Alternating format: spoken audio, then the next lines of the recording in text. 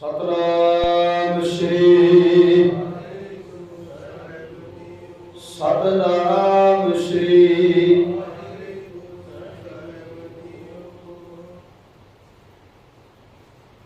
ਵਿਸਾਖੀ ਦਾ ਤਿਉਹਾਰ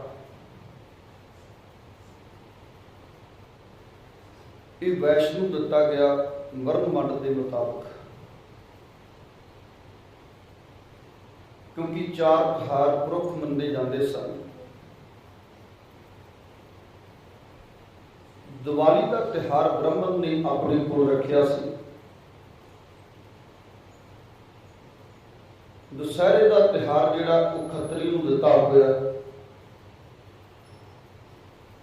ਵਿਸਾਖੀ ਦਾ ਤਿਉਹਾਰ ਕਿਉਂਕਿ ਫਸਲ ਨਾਲ ਸੰਬੰਧ ਰੱਖਦਾ ਹੈ ਤੇ ਇਹ ਵੈਸ਼ ਨੂੰ ਦਿੱਤਾ, ਕਿਉਂਕਿ ਵੈਸ਼ ਜਿਹੜੇ ਸਨ ਉਹ ਖੇਤੀਬਾੜੀ ਕਰਦੇ ਸਨ। ਤੇ ਅਗਲਾ ਜਿਹੜਾ ਤਿਉਹਾਰ ਹੈ ਹੋਲੀ, ਉਹ ਸ਼ੂਦਰ ਨੂੰ ਦਿੱਤਾ, ਜਿਹੜਾ ਬਹੁਤ ਗੰਦਾ ਮੈਲਾ ਕੁਚਲਾ ਤਿਉਹਾਰ ਹੈ, ਕਿਉਂਕਿ ਸ਼ੂਦਰ ਲੋਕਾਂ ਦੇ ਘਰਾਂ ਦਾ ਕੰਮ ਕਰਨ ਵਾਲਾ ਬੰਦਾ। ਇਸ ਲਈ ਅਲੱਗ-ਅਲੱਗ ਤਿਉਹਾਰ ਜਿਹੜੇ ਦਿੱਤੇ। ਔਰ ਵਿਸਾਖੀ ਦਾ ਸੰਬੰਧ ਕਾਫੀ ਪੁਰਾਤਨ ਸਮੇਂ ਤੋਂ ਵਿਸਾਖੀ ਮਨਾਈ ਜਾਂਦੀ ਸੀ।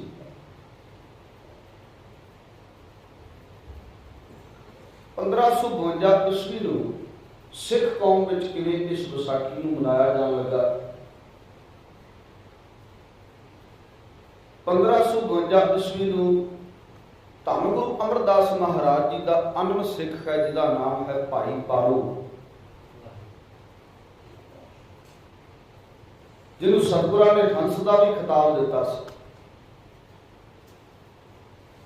ਭਾਈ ਪਾਰੋ ਹੰਸ। ਔਰ ਕਹਿੰਦੇ ਭਾਈ ਪਾਰੋ ਨੇ ਸਤਿਗੁਰੂ ਦੀ ਕਿਰਪਾ ਸਦਕਾ ਭਾਂਡਿਆਂ ਦੀ, ਬਰਤਨਾਂ ਦੀ ਬੇਅਥਾਹ ਸੇਵਾ ਕੀਤੀ।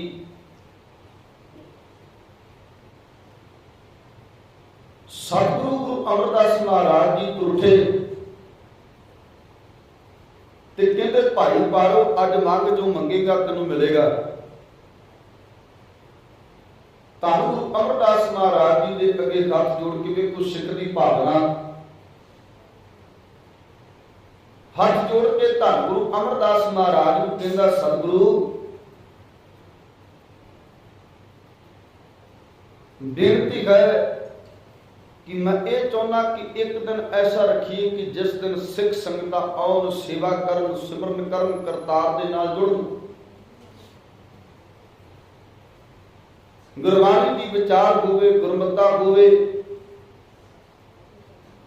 ਇਸ ਲਈ ਇੱਕ ਦਿਨ ਜਿਹੜਾ ਹੈ ਉਹ ਆਪਾਂ ਮਿੱਥ ਲਈਏ।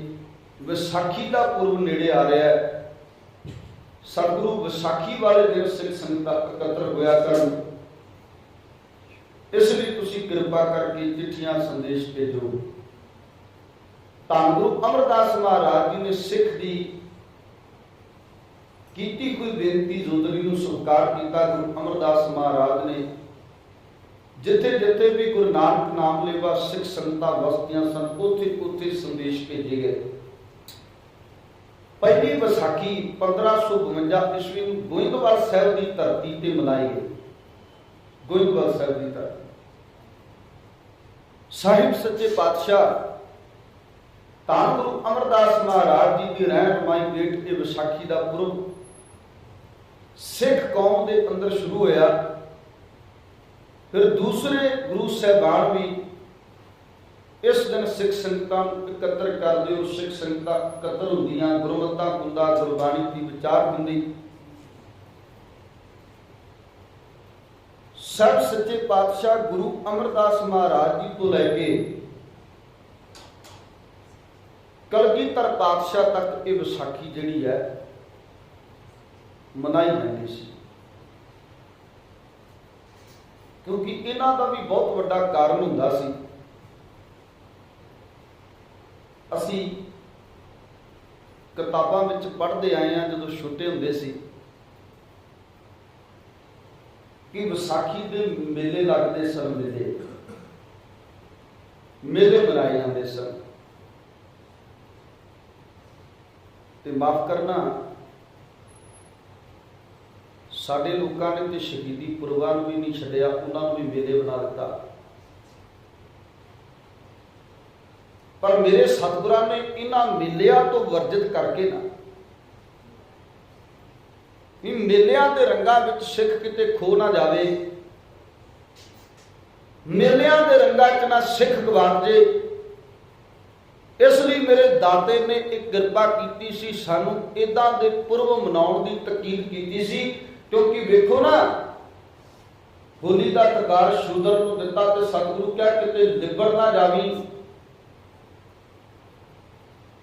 ਤੈਨੂੰ ਸਤਿਗੁਰਾਂ ਨੇ ਹੋਲਾ ਮਹੱਲਾ ਬਖਸ਼ਿਸ਼ ਕੀਤਾ।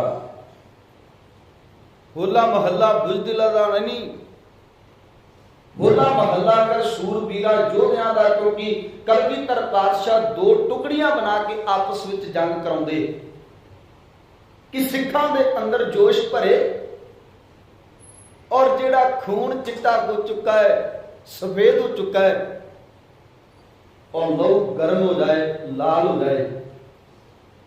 ਇਸ ਲਈ ਸਤਿਗੁਰੂ ਜੀ ਦੋਵਾਂ ਟੁਕੜੀਆਂ ਨੂੰ ਇੱਕ ਦੂਜੇ ਨਾਲ ਲੜਾਉਂਦੇ, ਜੰਗ ਕਰਾਉਂਦੇ ਕਿ ਸਿੱਖਾਂ ਦੇ ਅੰਦਰ ਇਹ ਤਾਕਤ, ਇਹ ਜੋਸ਼, ਇਹ ਸਪਿਰਟ ਬਣੀ ਰਵੇ। ਤੇ ਸਾਨੂੰ ਹੋਲੀ ਨਾਲ ਤੋੜਿਆ, ਮੈਲੇ ਕੁਚੈਲੇ ਤਿਉਹਾਰ ਨਾਲ ਤੋੜ ਕੇ ਸਤਿਗੁਰਾਂ ਨੇ ਸਾਨੂੰ ਹੋਲੇ ਮਹੱਲੇ ਦਾ ਤਿਉਹਾਰ ਦਿੱਤਾ। ਇਹੀ ਕਾਰਨ ਸੀ ਕਿ ਜਦੋਂ ਕਿਸਾਨ ਆਪਣੀ ਫਸਲ ਵੱਢ ਕੇ ਰੁਪਏ ਪੈਸੇ ਪ੍ਰਾਪਤ ਕਰਦਾ ਹੈ, ਬੜਾ ਚਾਅ ਹੁੰਦਾ, ਤੇ ਚਾਅ ਹੁੰਦਾ ਤੇ ਫਿਰ ਕੀ ਹੁੰਦਾ, ਲਾਗੇ ਵਿਸਾਖੀ ਆਉਂਦੀ ਹੈ, ਤੇ ਵਿਸਾਖੀ ਆਉਣ ਕਰਕੇ ਫਿਰ ਇਹ ਮੇਲੇ ਜਾਂਦਾ ਹੈ। ਫਿਰ ਇਹਦੇ ਪ੍ਰਥਾਏ ਕਾਵਿ ਸੰਗ੍ਰਹਿ ਰਚਨ ਵਾਲਿਆਂ ਨੇ ਇਹ ਤੁਕਾਂ ਵੀ ਲਿਖੀਆਂ।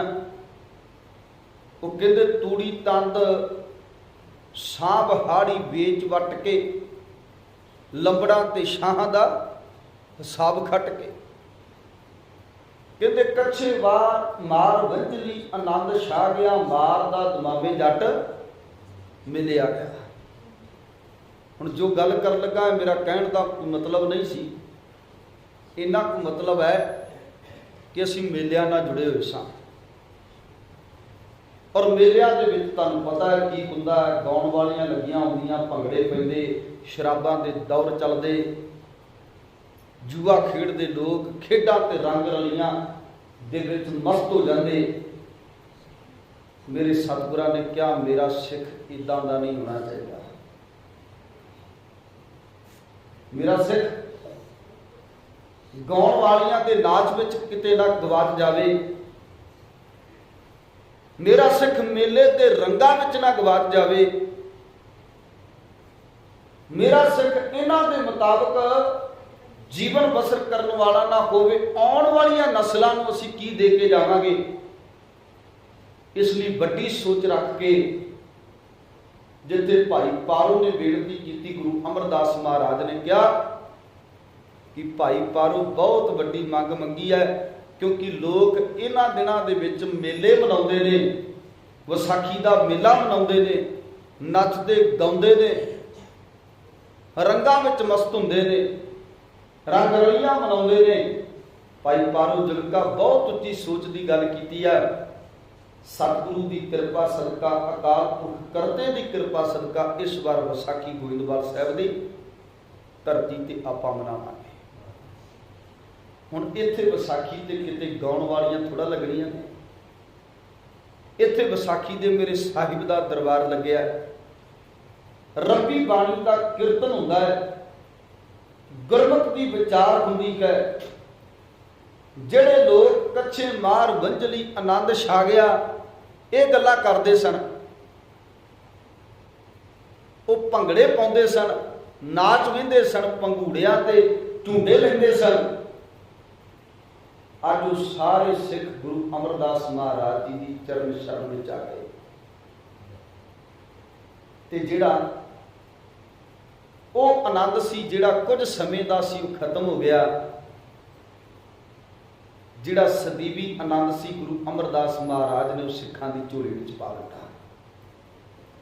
ਵੀ ਭਲਿਓ, ਰੰਗ ਰਲੀਆਂ ਵਾਲਾ ਆਨੰਦ ਤੇ ਸ਼ਰਾਬ ਵਾਲਾ ਆਨੰਦ ਤੇ ਨੱਚਣ ਗਾਉਣ ਵਾਲਾ ਆਨੰਦ ਕੁਝ ਸਮੇਂ ਦਾ ਹੈ, पर ਜਿਹੜੇ ਕਰਤਾਰ ਦੇ ਨਾਮ ਦੇ ਰੰਗ ਵਿੱਚ ਰੰਗੇ ਗਏ, ਇਹ ਰੰਗ ਤੇ ਫਿਰ ਸਦਾ ਹੀ ਚੜਿਆ ਰਹਿਣਾ। ਜਾਂ ਕੋ ਹਰ ਰੰਗ ਲਾਗੋ ਇਸ ਯੁਗ ਮੈਂ ਸੋ ਕਹੀਤ ਹੈ, ਸੂਰਾ ਆਤਮ ਜਿਨਾ ਸਗਲ ਵਸਤਾਂ ਕੈ ਜਾਂ ਕਾ ਸਤਿਗੁਰ, ਪੂਰਾ ਠਾਕੁਰ ਗਾਈਐ ਆਤਮ ਰੰਗ, ਸ਼ਰਣੀ ਪਾਵਨ ਨਾਮ ਧਿਆਵਨ ਸਹਿਜ ਸਮਾਵਨ ਸੰਗ। ਮੇਰੇ ਸਤਿਗੁਰਾਂ ਨੇ ਕਿਹਾ ਵੀ ਸਿੱਖ ਜਿਹੜਾ ਹੈ ਇਹਦਾ ਰੂਪ ਰੇਖਾ ਜਿਹੜੀ ਆ ਹੋਰ ਨਾ ਹੋ ਜਾਏ, ਇਸ ਲਈ ਸਮੇਂ ਸਮੇਂ ਤੇ ਸਤਿਗੁਰੂ ਜੀ ਸਾਨੂੰ ਵਰਜਿਤ ਕਰਦੇ ਰਹੇ। ਜੇ ਸਾਡੀ ਕੌਮ ਵਿੱਚ ਦੂਸਰੇ ਦੇ ਤਿਉਹਾਰ ਮਨਾਉਣ ਦੀ ਤਕੀਦ ਹੈ ਤੇ ਉਹਦਾ ਅਸਲ ਮੇਨ ਕਾਰਨ ਹੈ ਕਿ ਅਸੀਂ ਦੂਜਿਆਂ ਵਰਗਾ ਰੂਪ ਰੇਖਾ ਨਾ ਤਿਆਰ ਕਰ ਲਈਏ। ਜੇ ਦੀਵਾਲੀ ਦੀ ਥਾਂ ਤੇ ਅਸੀਂ ਬੰਦੀ ਛੋੜ ਦਿਵਸ ਮਨਾਉਂਦੇ ਆ ਨਾ, ਉਹਦਾ ਕਾਰਨ ਇਹੀ ਸੀ, ਉਹਦਾ ਕਾਰਨ ਇਹੀ ਸੀ ਕਿ ਦੂਸਰੇ ਇਸ ਦਿਨ ਦੀਪਮਾਲਾ ਕਰਦੇ ਨੇ, ਰਾਮ ਚੰਦਰ ਦੀ ਪੂਜਾ ਕਰਦੇ ਆ ਜਾਂ ਪਟਾਕੇ ਚਲਾਉਂਦੇ, ਆਹ ਕੁਝ ਕਰਦੇ। ਮੇਰਾ ਸਿੱਖ ਇਦਾਂ ਨਾ ਕਰੇਗਾ। ਮੇਰਾ ਸਿੱਖ ਆਪਣੇ ਗੁਰੂ ਕੋਲ ਆਵੇਗਾ, ਆਪਣੇ ਸਾਹਿਬ ਦੀ ਹਜ਼ੂਰੀ ਵਿੱਚ ਆਵੇਗਾ, ਬਾਣੀ ਸੁਣੇਗਾ, ਕਰਤਾਰ ਨਾਲ ਜੁੜੇਗਾ। ਵੈਸੇ ਬੰਦੀ ਛੋੜ ਦਾ ਸੰਬੰਧ ਗਰਮੀਆਂ ਦੇ ਮਹੀਨੇ 'ਚ ਅਸੀਂ ਉਦੋਂ ਮਨਾਉਂਦੇ ਹਾਂ, ਉਹਦਾ ਕਾਰਨ ਇਹੀ ਹੈ ਕਿ ਸਿੱਖ ਕਿਤੇ ਦੂਸਰਿਆਂ ਦੀ ਮਖੋਟੇ ਨਾ ਪਹਿਨ ਕੇ ਚੱਲੇ। ਉਹਨੂੰ ਸਤਿਗੁਰਾਂ ਨੇ ਨਵੇਕਲਾ ਰੂਪ ਦਿੱਤਾ ਹੈ, ਔਰ ਸਿੱਖ ਨਵੇਕਲੀ ਕੌਮ ਹੈ। ਸਤਿਗੁਰਾਂ ਨੇ ਕਿਹਾ ਤੂੰ ਆਪਣਾ ਰੂਪ ਰਹਿ ਕੇ ਚੱਲ, ਤੈਨੂੰ ਕਿਸੇ ਦਾ ਮਖੋਟਾ ਪਾਉਣ ਦੀ ਲੋੜ ਨਹੀਂ। ਇਸ ਲਈ ਵਿਸਾਖੀ ਦਾ ਪੁਰਬ ਸ਼ੁਰੂ ਕੀਤਾ ਵੀ ਇਹ ਰੰਗ ਰਲੀਆਂ ਦੇ ਵਿੱਚ, ਮੇਲਿਆਂ ਦੇ ਵਿੱਚ ਕਿਤੇ ਸਿੱਖ ਮਸਤ ਨਾ ਹੋਵੇ। ਪਰ ਮਾਫ ਕਰਨਾ, ਅਸੀਂ ਅੱਜ ਮੇਲੇ ਬਣਾ ਦਿੱਤੇ ਆ। ਮੇਲੇ ਸੁਖੈਰ ਦਾ ਬਾਤ ਜੋ ਕਿ ਲਾਗੇ ਲੈ ਕੇ ਆਵਾਂ,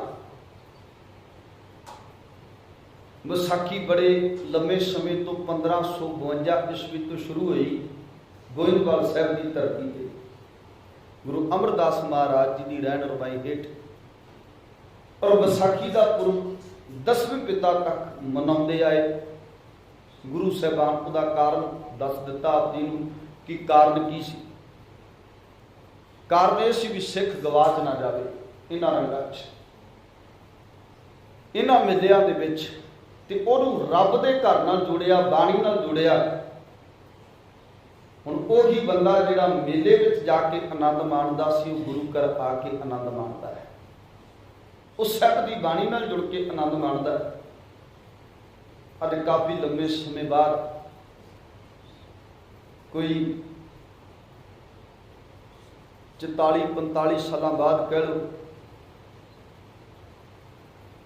ਇਸ ਤੋਂ ਬਾਅਦ ਸਮੇਂ ਬਾਅਦ ਕਲਗੀਧਰ ਪਾਤਸ਼ਾਹ ਜੀ ਨੇ ਵੀ ਉਸੇ ਤਰ੍ਹਾਂ ਸਿੱਖ ਸੰਗਤਾਂ ਨੂੰ ਤਕੀਦ ਕੀਤੀ ਵੀ ਅਨੰਦਪੁਰ ਸਾਹਿਬ ਦੀ ਧਰਤੀ ਤੇ ਵਿਸਾਖੀ ਦਾ ਪੁਰਬ ਮਨਾਇਆ ਜਾਵੇਗਾ। ਔਰ ਸਿੱਖ ਸੰਗਤਾਂ ਦੂਰ ਦਰਗਾਡੇ ਤੋਂ ਜਿੱਥੇ ਜਿੱਥੇ ਗੁਰੂ ਨਾਨਕ ਨਾਮ ਲੇਵਾ ਸੰਗਤਾਂ ਵਸਦੀਆਂ ਸਨ, ਉਹ ਸਤਿਗੁਰਾਂ ਦੀ ਸ਼ਰਨ ਵਿੱਚ ਆਏ। 80,000 ਦਾ ਇਕੱਠ ਸੀ। ਉੱਥੇ ਕੋਈ ਝੂਲੇ ਨਹੀਂ ਸਨ ਲੱਗੇ। ਮਾਫ ਕਰਨਾ, ਹੁਣ ਇਹ ਵੀ ਇੱਕ ਕੌੜਾ ਸੱਚ ਹੈ, ਸੁਣ ਲਿਓ।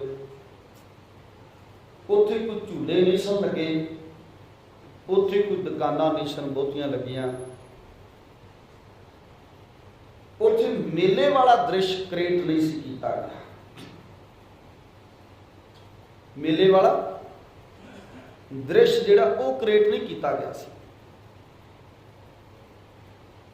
80,000 ਦਾ ਇਕੱਠ ਗਏ। ਲੰਗਰ ਦੀ ਸੁਵਿਧਾ ਜ਼ਰੂਰ ਹੈ, ਰਹਿਣ ਦੀ ਸੁਵਿਧਾ ਹੈ, ਸਭ ਕੁਝ ਹੈ।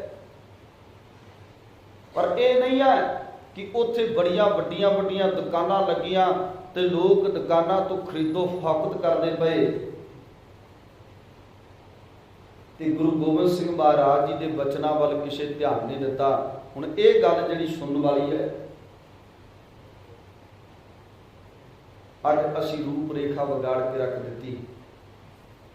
ਵੱਡੇ ਵੱਡੇ ਇਤਿਹਾਸਿਕ ਗੁਰਦੁਆਰਿਆਂ ਦੇ ਬਾਹਰ ਵੱਡੀਆਂ ਵੱਡੀਆਂ ਦੁਕਾਨਾਂ ਲੱਗਦੀਆਂ। ਮੇਲੇ ਤੇ ਅਸੀਂ ਖੁਦ ਬਣਾਏ ਆ। ਲੋਕਾਂ ਦਾ ਕਸੂਰ ਕੀ ਕਰੀਏ?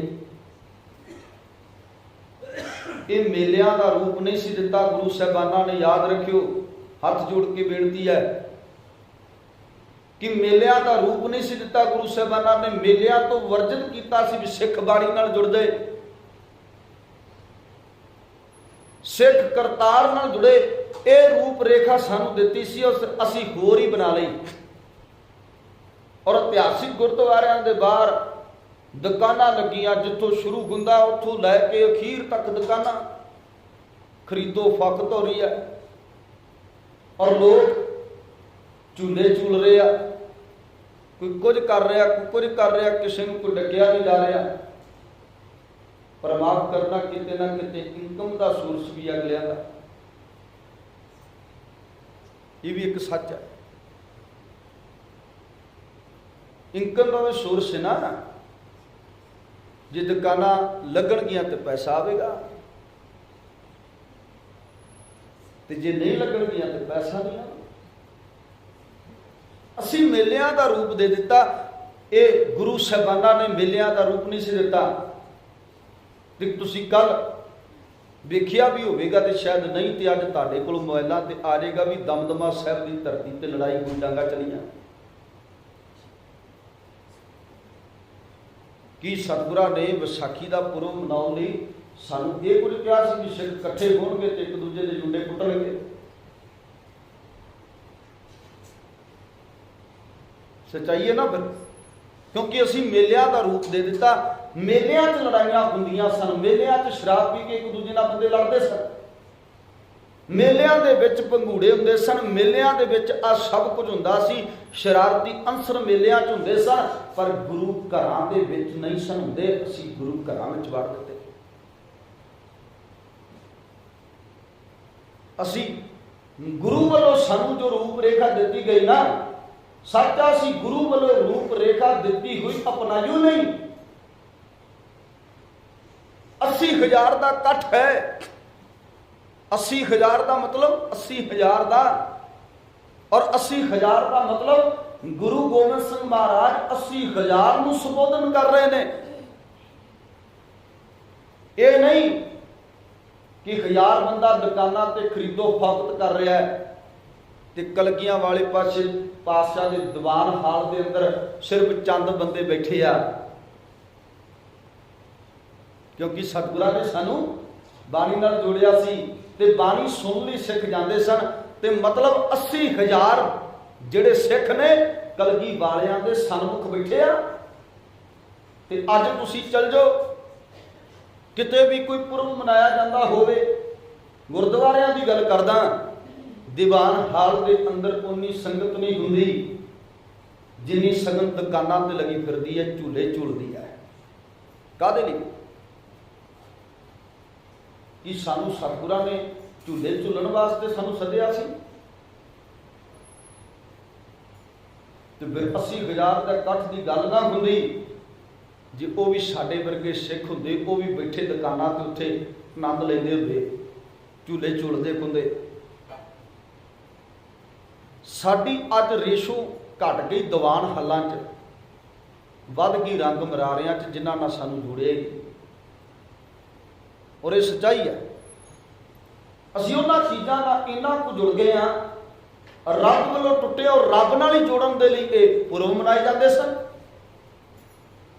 ਕਿ ਸਿੱਖ ਦੀ ਰੂਪ ਰੇਖਾ ਦੂਜਿਆਂ ਵਰਗੀ ਨਾ ਹੋ ਜਾਏ। ਮੈਂ ਤਾਂ ਵਾਰ-ਵਾਰ ਕਹਿੰਦਾ, ਅੱਜ ਸਾਨੂੰ ਮਾਰਿਆ ਜਾ ਰਿਹਾ ਹੈ, ਪਰ ਅੱਜ ਸਾਡੇ ਤੇ ਕਿਰਪਾਨ ਨਹੀਂ ਚੁੱਕਣੀ ਅਗਲਿਆਂ। ਉਹ ਕਹਿੰਦੇ ਇਹਨਾਂ ਵਿੱਚ ਘੁਸਪੈਠ ਕਰੋ, ਆਪਣੇ ਆਪ ਮਰ ਜਾਣਗੇ। ਤੇ ਘੁਸਪੈਠ ਹੀ ਹੈ ਨਾ ਵੀ ਜਿਸ ਪੂਰਬਾਂ ਤੇ ਗੁਰੂ ਸਾਹਿਬਾਨਾਂ ਦੇ ਦੀਵਾਨ ਹਾਲਾਂ ਵਿੱਚ ਸਿੱਖ ਸੰਗਤਾਂ ਸਜਦੀਆਂ ਹੁੰਦੀਆਂ ਸੀ, ਅੱਜ ਦੀਵਾਨ ਹਾਲਾਂ ਵਿੱਚ ਸਿੱਖ ਸੰਗਤਾਂ ਨਹੀਂ, ਬਾਹਰ ਮੇਲਿਆਂ ਦਾ ਰੂਪ ਧਾਰਨ ਕਰ ਲਿਆ। ਸਾਡੇ ਇਹਨਾਂ ਪੂਰਬਾਂ ਨੇ ਮੇਲਿਆਂ ਦਾ ਰੂਪ। ਕਿ ਜੇ ਉਦਣ ਕਲਗੀਆਂ ਵਾਲੇ ਪਾਤਸ਼ਾਹ ਨੇ ਵਿਗਾੜ ਕੇ ਕਿਹਾ ਸੀ ਇੱਕ ਸ਼ੀਸ਼ ਦੀ ਲੋੜ ਹੈ, 80,000 ਦੇ ਇਕੱਠ ਨੂੰ ਸੰਬੋਧਨ ਕਰਦੇ, ਅੱਜ 80 ਬੰਦੇ ਨਹੀਂ ਦਰਬਾਰ 'ਚ ਬੈਠੇ ਹੁੰਦੇ। ਇਹ ਨਹੀਂ ਹੈ ਕਿ ਇਕੱਠ ਨਹੀਂ ਹੁੰਦਾ। ਜਦੋਂ ਕਿਤੇ ਵੇਖੋ ਨਾ, ਪੁੱਛਿਆ ਜਾਵੇ, ਸਰਵੇਖਣ ਹੁੰਦਾ ਨਾ, ਪੁੱਛਿਆ ਜਾਂਦਾ ਵੀ ਫਲਾਣੀ ਧਰਤੀ ਤੇ फलानी जगह ते किन्ने हज़ार लोग आए। उदों ते 80,000 बहुत वड्डी गिणती, पर जदों अज असीं वेखने आ तो लखां तो भी टप जाती है गिणती भी इन्ने लख सिख आए। तो फिर मैं पढ़ के हैरान होना भी इन्ने लख सिख आए, सतगुरा किन्ने कु लखां ने अमृत छक लिया, किन्ने कु लख अमृतधारी बने, किन्ने कु तेरे दर ते आके तेरी सिक्ख्या लैके गए। कट्टण वाली ते आ गल है ना, पर ये नहीं कटदा। असल तो उही सन ना जिहड़े गुरु वाले बन के गए, बाकी तो मेले वेखण आए सन, मेला वेख के चले गए। 4 लाख का कट सी जी, 3 लाख का कट सी जी, इन्ने लाख का कट सी, पर दीवान खाल दे विच ते बंदे 3 ही बैठे सन। इन्ने लाख का कट करन की आया सी, उत्थे की करना आया सी? मेला वेखण।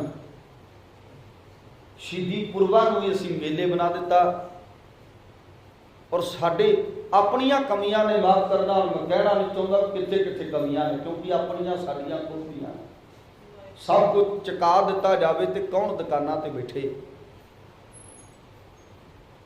क्योंकि नहीं इस दिन सिख संगत इकट्ठा होगी, गुरबाणी का प्रवाह चलेगा, गुरमता होगा, कोई अपने हक के फैसले लवांगे, कोई आने वाला भविख सवारांगे, कोई आने वाली नौजवानी लिए सोचांगे, कि आने वाले अपने हितां लिए सोचांगे, आप मुख्तियारी की गल करांगे। ये गल्लां नहीं रहियां, असीं भी मेले के रंगां विच ही खो के रह गए। पर सतगुरां ने सानू इन्हां चीज़ां नाल नहीं सी जोड़िया। 80,000 के इकट्ठ विच मेरे कलगीधर पातशाह संबोधन होए, कीर्तन हो रहा है, और सिख संगतां शांत बैठिया। त्रासगी है ना फिर साडी कौम की, असीं अज जाने जरूर आ पर बहिंदे कोल नहीं, अपने प्यो को बैठते नहीं हैं, फिर जाने की करना सी। खाना पीना तो असीं घर भी खाने पीने आ, भी किते बाहर जाके होर होटलां भी खाते हो, फिर उत्थे खा पी के आ जाया करो। जाण की लोड़ ही नहीं, जो गुरु को बहना ही नहीं, जो कोई गल ही नहीं सुननी, तो फिर काहदे लई जाना? मेला वेखण, रौनक मेला वेखण जाना। माफ करना, जिहड़ी बीबी कदी अपने पिंड वाले गुरुद्वारे भी नहीं ना गई हुंदी, जिहड़ा बंदा अपने पिंड वाले गुरुद्वारे भी कदी मत्था टेकण नहीं गया, वो भी तुरिया हुंदा भी अज विसाखी है, अज दिवाली है, अज फलाना है, चलिए हुण आपां उत्थे मेले ते, क्योंकि भीड़ होंदी है ना उत्थे। ते क्यों दुख लगदा वेखीदा अखां दे नाल कि जो कुछ उत्थे हुंदा है वो बयान नहीं किया जा सकता। उन्हां भीड़ां 'च जो कुछ हुंदा है, की करन जाने असीं? जाओ काहदे लई कि असीं अपने गुरु का उपदेश लैण चले आ, उहदी सिੱਖਿਆ ग्रहण करन चले आ, पर ये गल्लां ते साडे चों उड़ गईयां। 80,000 के इकट्ठ च 1699 की विसाखी नूं कलगी वाले पातशाह लिश्कवीं किरपान लैके दीवान की समाप्ति तो बाद बाहर आए। बाहर आके मेरे सतगुरां ने एक शीश की मंग की। 80,000 का इकट्ठ जिहड़ा सी सुन हो गया। ये नहीं भी शीश दियां मंगां पहलां भी हुईयां। जदों बाबे नानक ने सिੱਖੀ का स्कूल खोलिया ना, उस दिन ही सिख नूं ये कह दिता सी, क्योंकि पता सी भी अगे बहुत कुछ करना पैना सानूं। ये दूर अंदेशी दे नाल करते दे घर तो आई हुई बाणी बाबे नानक ने अलाप के श्लोक 12 के वधीक दे अंदर सानूं ये दस दिता सी कि जो तो प्रेम खिलन का चाओ, सिर तर तली गरी नरियाओ, इत मार्ग पैर तरीजै, सिर दीजै कान न कीजै। कि भलिया जे सिक्खी दे स्कूल च दाखल होना ही ते सिर तली ते धर के आना पैना है, ते फिर दाखला फिर मिलना ही। ते कदी सिर देना पिया तो पिछे कमी ना कतरावी भी, जो सिर देना पिया तो बूहे मार लई, जिंदरा मार लई घरों भी दूजिया के पुत मर जाण, मैनू बाहर ना निकलना पवे। आज़ादी दूजे दवा देण, भगत सिंह दूजिया के घर पैदा होवे, बाबा अजीत सिंह वर्गा पुत्र दूजिया के घर पैदा होवे, पिंडरा वाला दूजिया के घर पैदा होवे। दूजिया के घर असीं कहने पैदा होण, कदी आवेगा अज भी सोचते हैं, कदी बुलाना आवेगा, क्योंकि असीं खुद नहीं ना उदां दी पैदाइश कर सकते। किते फिर आ जा गाण वालियां ने भी, होरां ने भी बड़ा कुछ किया, फिर आ जा तू, फिर आ जा, फिर आके अपनी कौम सवार। जे आप सवर जाओगे तो कौम को सवारन की लोड़ है, जो आप खुद तो सवरना नहीं, डिपेंड ही दूजिया पे हैं। रोटी खान लगे दूजिया पे डिपेंड होंगे हैं, आप खाने हैं। इसलिए अपने हकों से भी आप डिपेंड हो। सानू कलगी वाले पातशाह ने ये सब कुछ दिता, और जो पहले सीस की मांग की सतगुरां ने ते पहला बाणी विच लिख दिता कि जो तो प्रेम खिलन का चाओ, सिर तर तली गली मेरी आओ, ते मार्ग पैर तरीजै, सिर दीजै कान ना कीजै। ते ये श्लोक गुरु नानक देव महाराज जी का सिख पढ़ते होणगे, कलगीधर पातशाह तक कितना वकफा समा कितना बन गया, 245 साल का वक्त कहते हैं। ते 245 साल तक ये शब्द पढ़िया जाता सी, पढ़िया जाता सी। ते फिर पहला जिहड़ा सिख उठिया वो क्या भाई दया सिंह, जिहड़ा लाहौर की धरती का रहने वाला। ते एक गल होर मैनूं पढ़न च मिली इतिहास के विचों, कहते भी ये भाई दया सिंह जिहड़ा भाई पारो अमरदास पातशाह के अगे बेनती करता है कि सतगुरु विसाखी का पुरब मनाया करिए, ये उस भाई पारो दी कुल विचों है भाई दया सिंह। सतगुरां ने कहते पहली आवाज़ मारी तो कोई ना उठिया, जो इतिहासकार लिखते हैं। दूजी आवाज़ मारी तो कोई ना उठिया, जब तीजी आवाज़ मारी तो भाई दया सिंह उठ के खलो गया। सतगुरा मेरा सीस हाजरी, पर मैं माफ़ी मांगदा कि मैं लेट हो गया, उठन लग गया। कितना जीरा होगा जो सीस की मंग की तो एक सिख डाढ़े जीरे करके उठ गया। क्यों उठिया? क्योंकि उन्हें कभी अपने पुरखियां तो श्लोक पढ़िया होगा, जो तो प्रेम खिलन का चाहो, सिर तर तली गली मेरी आओ। सोच विचार के सतगुरां दे संग खलो गया। कदे नहीं उन्हें सोचा कि ये सीस कलगियां वाले जे देखे लग गया तो मेरा आना सफला हो जाएगा, आना मेरा सफला जे सतगुरां दे लेखे मेरा सीस लग जाए। पहले सिख नूं गुरु साहब अंदर लै गए, अंदर ले जाके कहंदे किरपान चलन की आवाज़ आई, लहू ना भिजी कोई शमशीर। मेरे सतगुरु जी बाहर लैके आए, लहू ना भिजी कोई शमशीर नूं जदों बाहर संगत ने वेख्या तो उन्हां विच सहम पैदा हो गया। डर पैदा हो गया, क्योंकि सारे लोग इक्को वर्गे नहीं होंगे, बहुते बुजदल ही होंगे आ,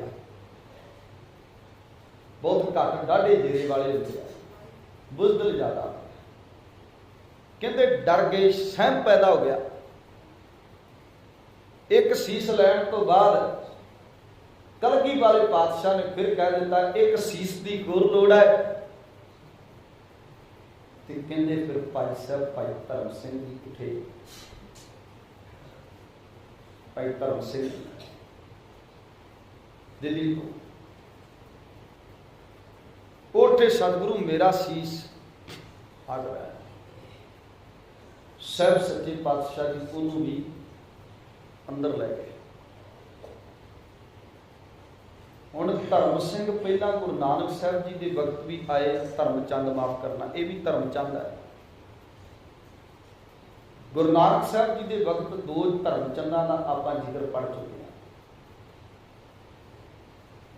एक धर्मचंद तो सतगुरा ने उहदे पुत्र का बलिदान मंग लिया सी गुरु नानक साहब ने, क्योंकि मैं क्या कि गुरु नानक साहब तो शुरू हो गया है, गुरु गोबिंद सिंह महाराज ने भी मंगे सीस, पर गुरु नानक साहब जी जदों किंगपुर की धरती ते गए, आप सारे इतिहास शाम को पढ़ते सरवण करते हो, किंगपुर की धरती ते गए तो धर्मचंद सेवा च हाजिर होया गुरु नानक देव पातशाह की सेवा।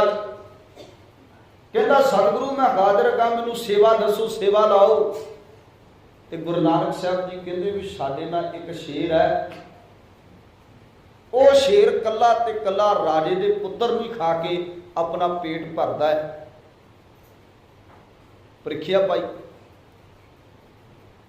ते कहंदे राजा जिहदा कला कला पुत्र सी वो सोची पै गया, सोच विचार के कहंदा है अपने पुत्र की बांह फड़ के लैके आ, सतगुरु मेरा पुत्र आ रहा है।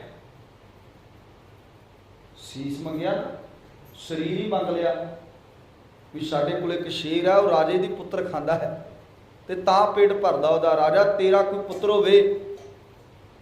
ते राजे धर्मचंद ने अपने पुत्र की बांह फड़ के गुरु नानक साहब के अगे खड़ा कर दिता भी आ पुत्र जे जिहड़ी भेटा चढ़ानी जे चढ़ा दो। ते साहब कहंदे भी एडी छेती तू मन गया कारण। ते धर्मचंद कहंदा सतगुरु जे मेरे पुत्र का बलिदान लैके, जे मेरा पुत्र का बलिदान आप जी लै लवो तो मैं समझांगा संतां की सेवा करदिआं जे मेरा पुत्र कुर्बान हो गया तो इदों वड्डी कोई सेवा नहीं। जे मेरा पुत्र ताड़े लेखे लग जाए तो इदों वड्डी सेवा की हो सकती है। देखो इदां दे जेरे वाले भी सिख सीगे जिहड़े कहंदे आप जी की सेवा विच पुत्र भेटा चढ़ जाए तो इदों वड्डी सेवा कोई नहीं। तो गुरु नानक साहब ने फिर सिर ते मेहर भरिया हथ रखिया। साहब कहंदे धर्मचंदा असीं ते कली परख कर रहे सां, पर तू इस परख विच पूरा उतरिया, जा तेरा बड़ी दूर तक राज होगा। ते सच उस धर्मचंद का बड़ी दूर तक राज होया। 12 राजे 12 रियासतों का मालिक सी। इसलिए ये धर्मचंद जिहड़ा ये उठिया जिहड़ा दिल्ली तो सतगुरां अगे अपना सीस भेंट करन दे उठिया। कलगी वाले पातशाह इनू भी अंदर लै गए, इहदा भी सीस धड़ तो जुदा कर दिता। लहू ना भेजी की कृपान लैके सतगुरु फिर वापस आए। हुण अगले सीस की मंग करते सतगुरु